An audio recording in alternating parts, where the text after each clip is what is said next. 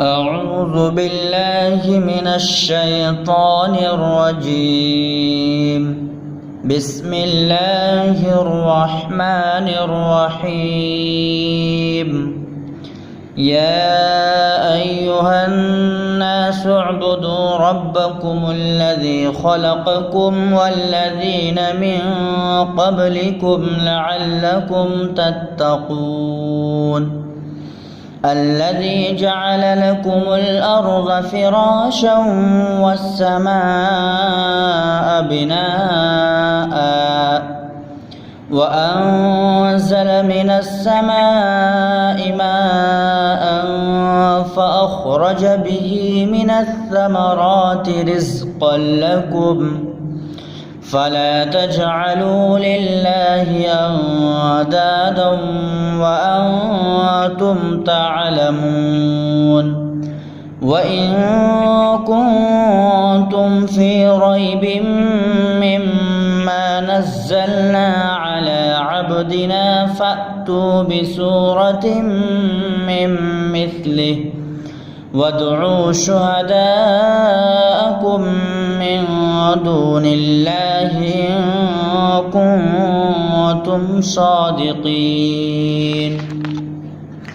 فإن لم تفعلوا ولن تفعلوا فاتقوا النار التي وقودها الناس والحجارة أعدت للكافرين.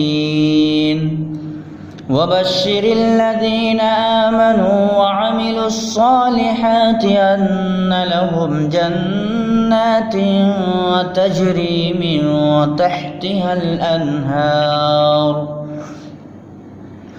كلما رزقوا منها من ثمرة رزقا قالوا هذا الذي رزقنا من قبل وأتوا به متشابها ولهم فيها أزواج مطهرة وهم فيها خالدون. إن الله لا يستحيي أن يضرب مثلا ما بعوضة فما فوقها فأما الذين آمنوا فيعلمون أنه الحق من ربهم وأما الذين كفروا فيقولون ماذا أراد الله بهذا مثلا يضل به كثيرا ويهدي به كثيرا وما يضل به إلا الفاسقين الذين ينقضون عهد الله من بعد ميثاقه ويقطعون ما أمر الله به أن يوصل ويفسدون في الأرض أولئك هم الخاسرون. كيف تكفرون بالله وكنتم أمواتا فأحياكم ثم يميتكم ثم